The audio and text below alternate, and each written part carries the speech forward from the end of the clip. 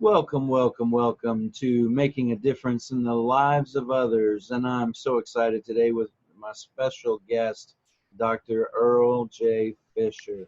And I'm going to start it right off with a question for Dr. Fisher. I was going through what I should call him, and I was like, well, Reverend Dr. Earle J.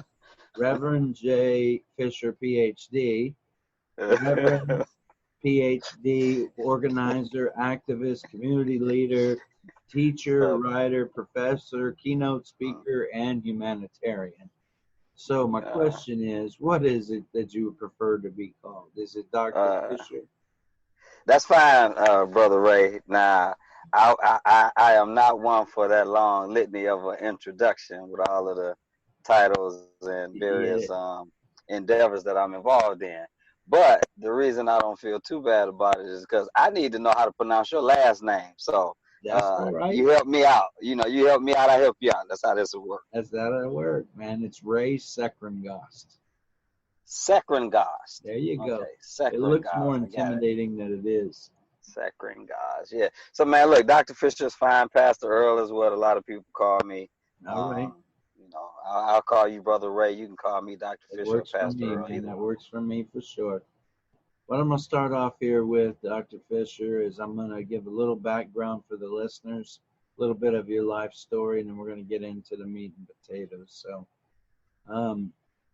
you're a long ways from Michigan. I had to look up Benton Harbor. It's all kind of by itself over there. Chicago's on the other side of the lake, and that's right. Kalamazoo or whatever it was, whatever that other town was that way. Pretty good sized town right there on the water, or on the lake.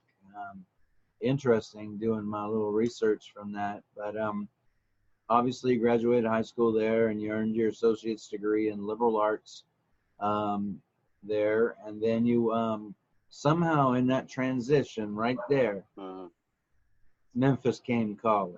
Whether the Lord put it on your heart, how exactly did you end up from Michigan to Memphis, Tennessee? Well, one, I'm glad you did the research on Ben Harbor, because I don't think you can understand who I am or how I am without knowing something about Ben Harbor. And it's not a large city at all, even though it is on the lake, and it's 90 miles east of Chicago. You talked about Kalamazoo, Michigan, which is actually 47 miles east.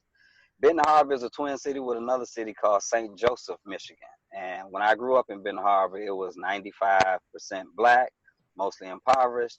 St. Joseph was about 95% white and a lot more affluent than Benton Harbor. So the racial dynamics, even in that northern, quote unquote, northern city, and I put northern in quotes because Malcolm said everything south of Canada is deep south, and I agree with him. As a matter of fact, my remix of that is everything south of Canada is actually Mississippi.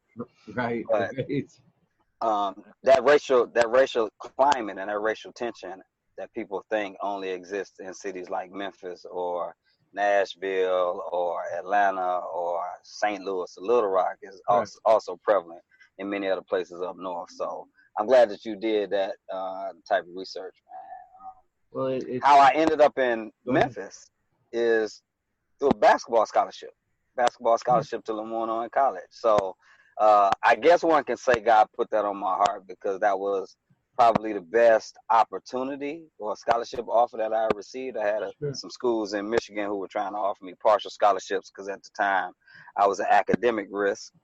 But Lamont through Jerry Johnson, who was the legendary coach there, sight unseen actually, through the word of a brother in Michigan who had a recruiting service and scouted me at a couple of my games in junior college, who had a relationship with Coach Johnson and a lot of the schools in the SIAC, the Southern Intercollegiate Athletic Conference, which consists of a lot of the HBCUs, Lemoyne, Lane College, Tuskegee University, the AUC schools, Morehouse, Clark Atlanta, Kentucky State.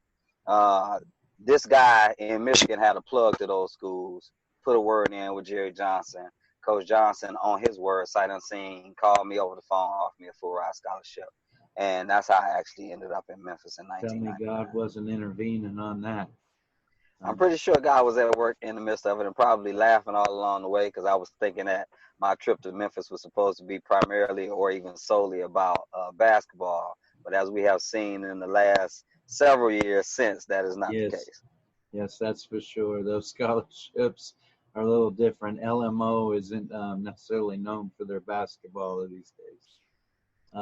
But Well, that's not necessarily true. Now, Lemoyne is not nearly as touted as it was when I arrived, but it is still a form. Matter of fact, last year I think they were in the conference finals and lost in the final game, so of the tournament. But yeah, and they're building a solid program there. So salute to Brother Will Anderson, who is the head coach. Clint,